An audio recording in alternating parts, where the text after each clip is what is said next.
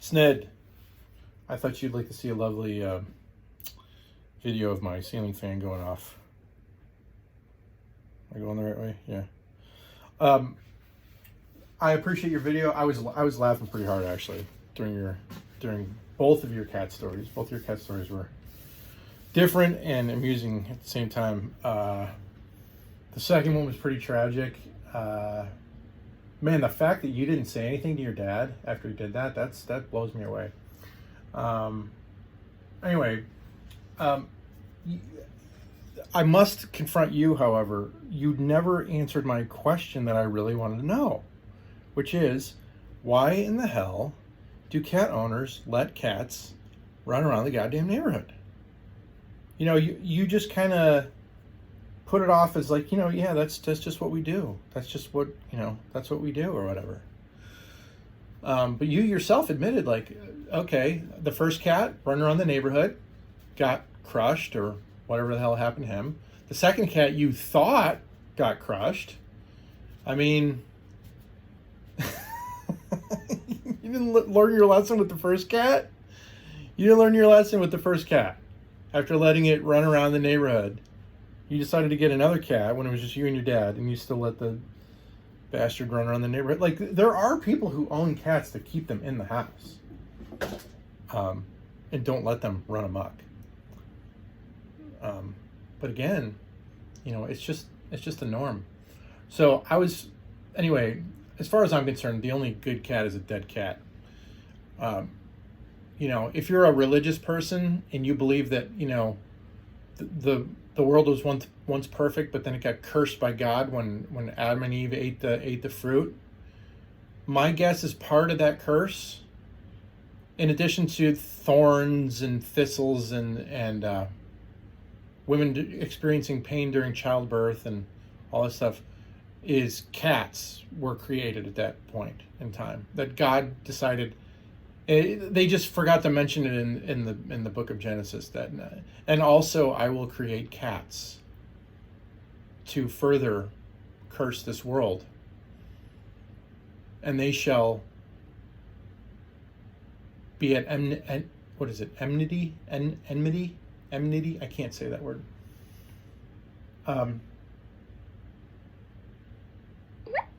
Anyway.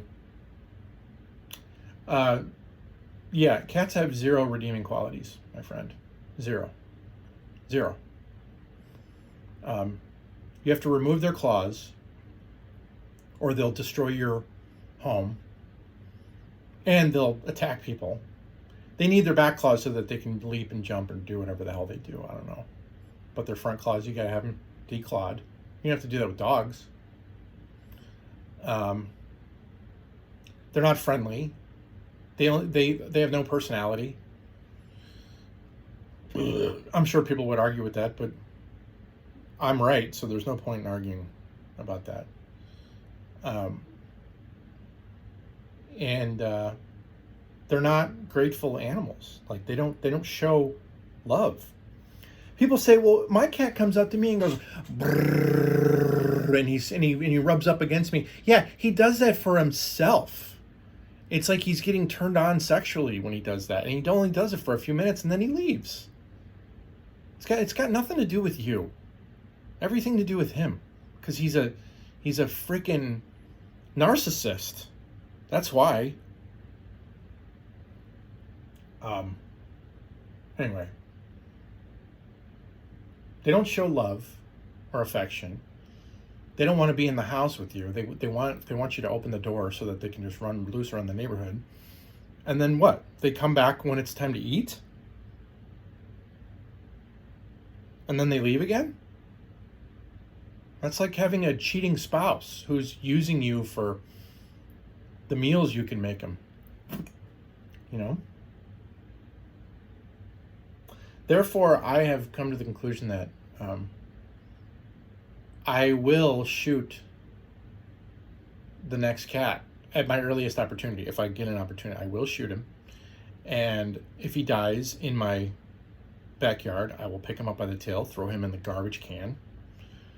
He will not get a decent burial, funeral, no memorial service.